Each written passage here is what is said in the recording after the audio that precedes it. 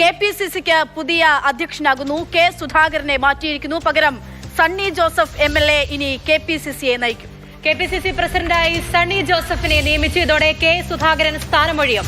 അടൂർ പ്രകാശാണ് UDF convener. Sudhakaran working committee സ്ഥിരം ക്ഷണിതാവായി. പി ബസന്ത് ഡൽഹിയിൽ നിന്ന് വിവരങ്ങളുമായി ചേരുകയാണ്. കുറെ നാളുകളായിട്ട് നമ്മൾ കാണുകയും കേൾക്കുകയും ചെയ്യുന്നതാണ്. വലിയ രീതിയിലുള്ള പ്രതിസന്ധി ഉണ്ടായിരുന്നു, തർക്കങ്ങളൊക്കെ ഉണ്ടായിരുന്നു, പല പേരുകൾ ഉയർന്നു കേട്ടിട്ടുണ്ടായിരുന്നു. ഒരുപാട് കാലമായിട്ട് പല വിധത്തിലുള്ള അഭ്യൂഹങ്ങൾ ഉണ്ടായിരുന്നു സുധാകരൻ മാറും എന്നതിനെ കുറിച്ച്. പക്ഷേ അതിലൊരു തീരുമാനം വന്നിരിക്കുകയാണ്. കെപിസിസി പ്രസിഡന്റായി സണ്ണി ജോസഫിനെ നിയമിച്ചിരിക്കുകയാണ്. ഡൽഹിയിൽ നിന്ന് പി ബസന്താണ് വിവരങ്ങളുമായി ചേരുന്നത്. ബസന്ത്, ഈ പറയുന്ന പോലെയാണ് നേതൃമാറ്റത്തെ സംബന്ധിച്ച് വലിയ രീതിയിലുള്ള ചർച്ചകൾ, അത് തർക്കങ്ങളിലേക്ക് പോകുന്നു. ഈ അടുത്തിടയ്ക്ക് വാർത്ത വന്നപ്പോൾ പോലും സുധാകരൻ എന്താണ് പറഞ്ഞത് എന്നുപോലും നമ്മൾ കേട്ടതാണ്. അതിനൊടുവിൽ വന്ന പേര് സണ്ണി ജോസഫാണ്. പുതിയ കെപിസിസി പ്രസിഡന്റായി സണ്ണി ജോസഫിനെ നിയമിച്ചിരിക്കുന്നു.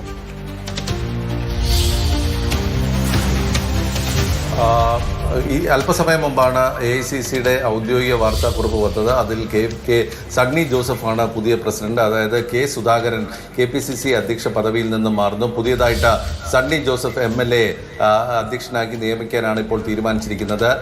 ഏറെ ദിവസങ്ങൾ നീണ്ടുനിന്ന ചർച്ചയ്ക്കും വിവാദങ്ങൾക്കും തർക്കങ്ങൾക്കും ഒടുവിലാണ് സണ്ണി ജോസഫ് പ്രസിഡന്റ് ആകുന്നത്. നേരത്തെ ആന്റണിയുടെ പേര് കേട്ടിരുന്നു. അദ്ദേഹം ചുമതല ഏറ്റെടുക്കുന്ന ഘട്ടം വരെ എത്തുന്നു എന്നുള്ള സമയത്താണ് സുധാകരൻ KPCC അധ്യക്ഷ പദവിയിൽ നിന്നും മാറില്ല എന്നുള്ള നിലപാടിലേക്ക് വരികയും വീണ്ടും ഒരു പുനർവിചാരണ ഹൈക്കമാൻഡിന്റെ ഭാഗത്ത് വരികയും ചെയ്തത്. രാഹുൽ ഗാന്ധി, പ്രതിപക്ഷ നേതാവ് രാഹുൽ ഗാന്ധി കേരളത്തിലെ നിരവധി കോൺഗ്രസ് നേതാക്കളുമായി സംസാരിക്കുകയും ചെയ്തിട്ടുണ്ടായിരുന്നു. ഇവരുടെയൊക്കെ തന്നെ അഭിപ്രായം എടുത്ത ശേഷമാണ് പുതിയ ഒരു പേരിലേക്ക് കാര്യങ്ങൾ കൊണ്ടുവരുന്നത്. അതായത് ആന്റണിക്ക് പകരം സണ്ണി ജോസഫിലേക്ക് കാര്യങ്ങൾ വരുന്നത്. മാത്രമല്ല, മല്ലികാർജുന ഖാർഗെ ഒരു ഘട്ടത്തിൽ രാഹുൽ ഗാന്ധി ഈ തീരുമാനങ്ങൾ എടുക്കുന്നതിന് ചുമതലപ്പെടുത്തുകയും ചെയ്തു.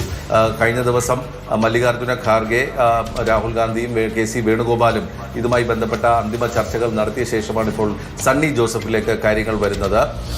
അതിന് പുറമെ UDF കൺവീനറായി അടൂർ പ്രകാശിനെ നിയമിക്കാനും ഇപ്പോൾ AICC തീരുമാനിച്ചിട്ടുണ്ട്.